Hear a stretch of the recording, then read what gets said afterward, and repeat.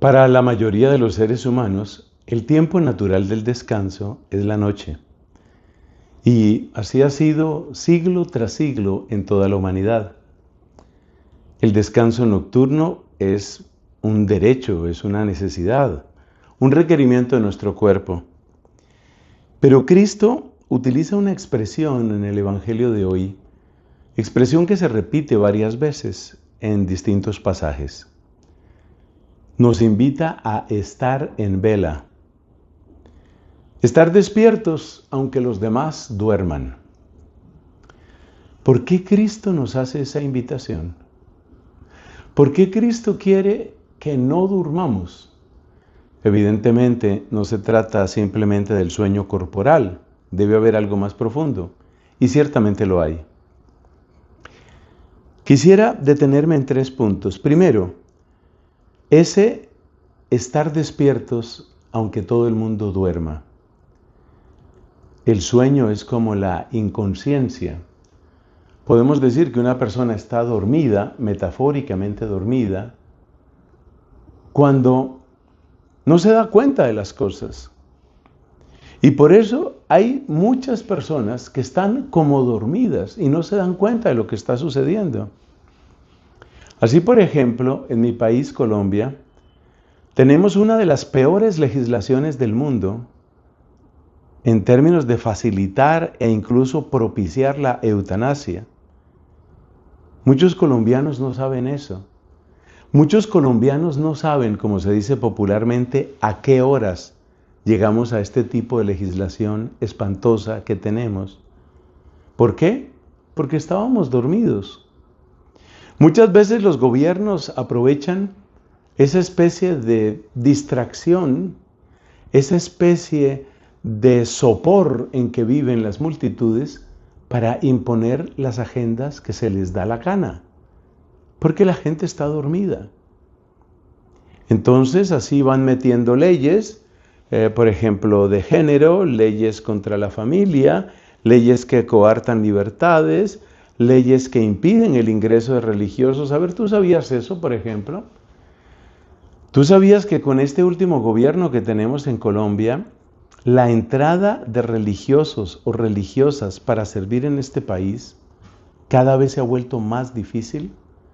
Cada vez las exigencias son peores para dar un permiso de residencia a los religiosos o religiosas que vienen a Colombia. Seguro que no lo sabías, porque estamos como dormidos. Y detrás de eso hay auténticas campañas y hay propósitos muy definidos, por ejemplo, de hostigar, de ahorcar, de hacerle la vida difícil o si no imposible a la iglesia. Y estamos dormidos. Ese es el primer punto. Entonces hay que despertar y hay que darse cuenta. Y tú me dirás dónde. Yo te digo, busca buenos canales católicos. Gracias a Dios tenemos redes sociales. Ay, pero también hay que filtrarlo de redes sociales, porque con esto de la inteligencia artificial resulta el Papa León diciendo cualquier barbaridad y parece el rostro de él y parece la voz de él, pero no es él. Entonces hay que buscar canales serios, hay que buscar canales oficiales. Yo mismo trato de ser una fuente fiable de información en mis redes sociales. En todas partes me encuentras como Fray Nelson. Segundo, ¿por qué es importante velar? ¿Por qué Cristo nos pide esa especie de sacrificio? Pues hay que velar porque hay peligros que llegan en la noche. En otra parábola dice Cristo, si el dueño de casa supiera cuándo va a venir el ladrón, pues estaría atento y no permitiría que se abriera un boquete en la casa.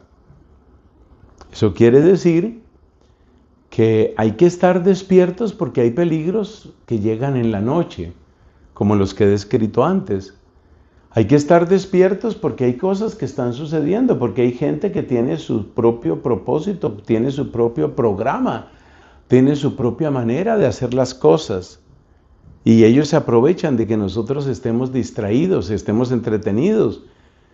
Hay gente que piensa que para mantenernos tranquilos, lo único que se necesita es darnos subsidios, es lo que ha hecho el comunismo en todas partes, darnos subsidios y también darnos entretenimiento y entretenimiento, que es lo que ha hecho el capitalismo en todas partes. Piensa cuántos servicios de streaming hay hoy en tantas partes. Es una cosa impresionante. Y vivimos aturdidos y vivimos distraídos y no nos damos cuenta de los peligros que llegan. Pero no solo estoy hablando de los peligros macro, estoy hablando también de otros peligros que también están muy cerca de tu vida. Es muy triste, por ejemplo, verificar que hay una auténtica epidemia de suicidios en muchas partes del mundo. Y una escena muy triste para uno como sacerdote es ver que sucede una cosa de estas y muchas personas dicen, yo realmente esto no lo vi venir. Es decir, también cerca de ti, también en tu familia, también en tus amigos, también hay personas que están cerca de ti y que no sabemos el drama que están viviendo. Por eso hay que estar en vela. También hay que estar en vela porque así como hay cosas malas que llegan sin avisar, también hay cosas buenas. Hay regalos que llegan en medio de la noche, en medio de la oscuridad, en medio del desierto. Yo recuerdo un himno de la hora litúrgica de completas, un himno que cantábamos cuando yo era un joven religioso y que hablaba de cómo la noche, por ejemplo, fue la que conoció la hora de la resurrección. Cómo en la noche suceden cosas bellas, cómo en la noche vienen muchos regalos. Solo por mencionar un santo que supo descubrir el misterio de la noche, recordemos aquí a San Juan de la Cruz, que nos habla de la noche de los sentidos y nos habla de la noche del Espíritu. Y cómo en medio, por ejemplo, de la noche del Espíritu, que no es otra cosa sino un desierto terrible para la fe, Dios regala una unión intensa, profunda, indeleble con Él. Entonces hay que estar en vela, porque lo que a veces parece que es tiempo muerto, y no me refiero una vez más al tema del simple descanso natural, Dios tiene cosas maravillosas para darnos. La alabanza para Él. Y ya sabes cuál es el camino. Obedecer. Obedecer a Cristo que nos dice que permanezcamos en vela. La gloria y la alabanza para Él. Amén.